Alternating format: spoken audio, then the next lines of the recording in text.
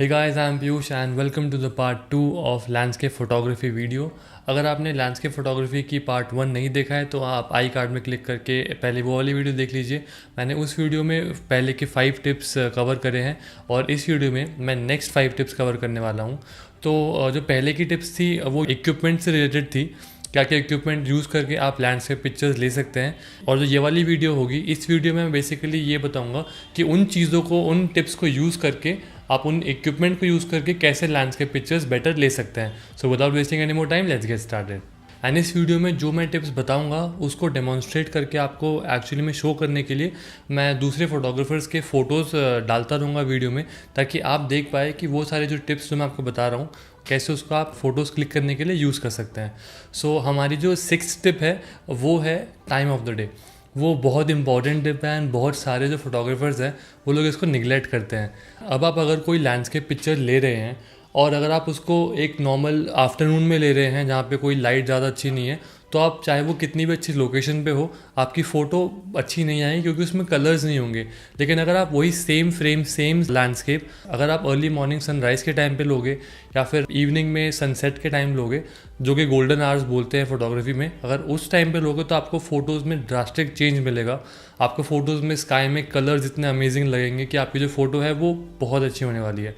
इसलिए आप जब भी अपनी लैंडस्केप पिक्चर्स क्लिक करने जाओ तो अच्छे से रिसर्च करो कि जिस लोकेशन पे आप जा रहे हो वहाँ पे सनसेट कितने बजे होता है, सनराइज़ कितने बजे होता है, एंड उसी के अकॉर्डिंगली अपना फोटोग्राफी सेशन प्लान करिए। एंड जो हमारी 7th टिप है वो है एक्सपोजिंग फॉर द हाईलाइट्स।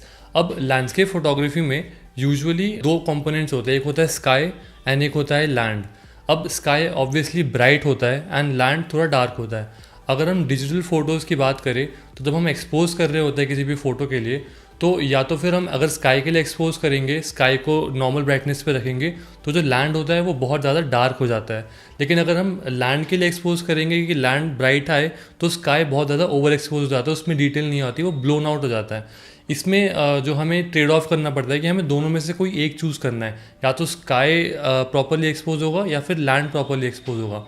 उस केस में मैं आपको रेकमेंड करता हूँ कि आपको हमेशा ये पॉइंट आप याद रखिए, जब भी आपको ऐसी सिचुएशन आए तो आप मेक श्योर करो कि आप जो है हमेशा स्काई के लिए एक्सपोज करो। तो भले ही जो लैंड है वो डार्क आ रहा है, लेकिन आप हमेशा स्काई के लिए एक्सपोज करो, क्योंकि जब आप फ़ोटोज़ को एडिट करोगे लाइट रूम या फिर फोटोशॉप में, तो आप शैडोज़ में से डिटेल आराम से पुल अप कर सकते हो, शैडोज़ को ब्राइट करके उसमें से डिटेल्स आराम से निकाल सकते हो। लेकिन अगर आपने लैंड के लिए एक्सपोज किया है और आपकी जो स्काई है वो ब्लोन आउट हो गया है, वो बहुत ज़्यादा ब्राइट हो गया है, आप एडिटिंग में उसको ब्राइटनेस को कम करके उसकी डिटेल नहीं निकाल सकते हो। तो अगर आपके पास ऐसी सिचुएशन है तो आप प्लीज़ मेक श्योर करो कि जो स्काई है आप हमेशा उसके लिए एक्सपोज करो, भले ही जो लैंड है वो थोड़ा डार्क आ रहा है, कोई बात नहीं, हम वो एडिटिंग में ऊपर ला सकते हैं उसको। तो जो हमारी 8th टिप है वो है हम कैसे अपने लैंडस्केप पिक्चर्स को इंटरेस्टिंग बनाएं। अब उसके लिए हम लोग यूज़ करते हैं फोरग्राउंड एलिमेंट। अब यूजुअली लैंडस्केप पिक्चर्स में सीनरी होती है बहुत बड़े बड़े, उसमें माउंटेन्स हो गए, रिवर हो गए, क्लाउड्स हो गए, तो हमें उसे इंटरेस्टिंग बनाने के लिए हम यूज़ करते हैं कोई फोरग्राउंड एलिमेंट। अब फोरग्राउंड एलिमेंट के लिए उसमें हम लोग क्या यूज़ कर सकते हैं कि अगर कोई फोरग्राउंड में कोई इंसान खड़ा है, कोई ह्यूमन एलिमेंट खड़ा है, या फिर कोई एनिमल है, या फिर कोई ब्रिज वगैरह है जो कि फ़ोटो को थोड़ा इंटरेस्टिंग बना सके, या फिर उसमें कोई स्टोन का स्टूपा बना हुआ है, तो वो सब बहुत फ़ोटोज़ को इंटरेस्टिंग बना देता है। मैं आपको अभी वीडियो में कुछ फ़ोटोज़ ही दिखा देता हूँ। एंड जस्ट अ डिस्क्लेमर, मैंने ये फ़ोटोज़ अपने आप क्लिक नहीं करी है, दूसरे फोटोग्राफर्स की है जो कि मैंने डाउनलोड करके जस्ट फॉर डेमोन्स्ट्रेशन पर्पसेस आपको दिखा रहा हूँ। तो जो ये वाली फ़ोटो है इसमें आप देख रहे हैं कि लैंडस्केप बहुत अच्छा लग रहा है, लेकिन ये इंटरेस्टिंग इसलिए लग रहा है क्योंकि यहाँ पे एक हमारे पास ह्यूमन एलिमेंट आ रखा है लैंडस्केप में, तो उससे हमें स्केल का आइडिया मिल रहा है कि फ़ोटो कितनी वास्ट है, उसमें ह्यूमन एलिमेंट कितना छोटा है तो माउंटेन कितना बड़ा होगा। जब वो स्केल फैक्टर आ जाता है लैंडस्केप फोटोग्राफी में तो फ़ोटोज़ और भी ज़्यादा इंटरेस्टिंग हो जाती है।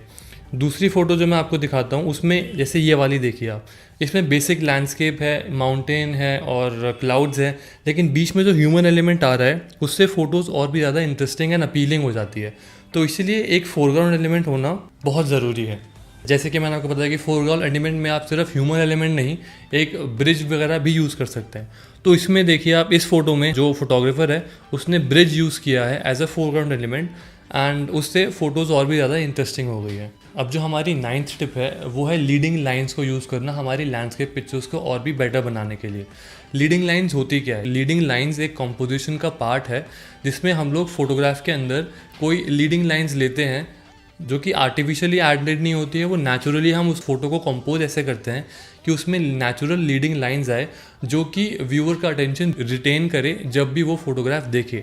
उसके मैं एग्जांपल्स दिखाता हूँ, उससे आपको बेटर समझ में आएगा। सिमिलरली ये वाली फ़ोटो आप अगर देखो, इसमें आप देख पा रहे हैं कि जो ये ट्रेल आ रही है ये लीडिंग लाइन्स का काम कर रही है और जो भी व्यूअर इसको देख रहा है वो इस ट्रेल के अकॉर्डिंग मूव कर रहा है, उसकी आइज़ अंदर जा रही है फोटो के। फोटो है वो ज़्यादा इंटरेस्टिंग हो रही है और ज़्यादा अपील कर रही है व्यूअर को।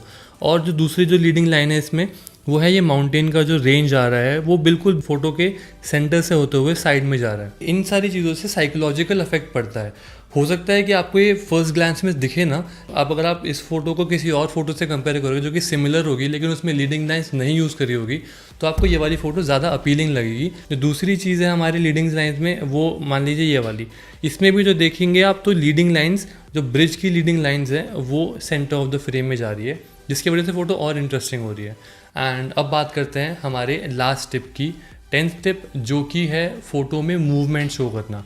लैंडस्केप फोटोग्राफी में यूजुअली क्लाउड्स होते हैं और रिवर और वाटरफॉल वगैरह होता है तो वो डेफिनेटली मूव करते हैं। फ़ोटो को और ज़्यादा इंटरेस्टिंग बनाने के लिए एंड स्टैंड आउट करने के लिए हम लोग लॉन्ग एक्सपोजर का यूज़ करते हैं। क्लाउड्स मूव कर रहे हैं लैंडस्केप में तो अगर वाटरफॉल है तो वाटर को हम मूविंग दिखाने के लिए लॉन्ग एक्सपोजर यूज़ करते हैं। तो मैं आपको कोई एग्जांपल्स दिखाता हूँ ताकि आप देख पाए बेटर तरीके से। जैसे ये वाली फ़ोटो है, इसमें जो है क्लाउड की मूवमेंट दिखा रखी है लॉन्ग एक्सपोजर यूज़ करके। एंड इस पिक्चर में वाटरफॉल की लैंडस्केप है एंड इसमें वाटर की मूवमेंट दिखा रखी है लॉन्ग एक्सपोजर यूज़ करके। सो लॉन्ग एक्सपोजर एक ऐसा टूल है जिसको यूज़ करके आप अपने बोरिंग फ़ोटोज़ को या बोरिंग लैंडस्केप्स को जो कि हज़ारों और लैंडस्केप्स की तरह लगती है उसको हम स्टैंड आउट कर सकते हैं मूवमेंट दिखा के।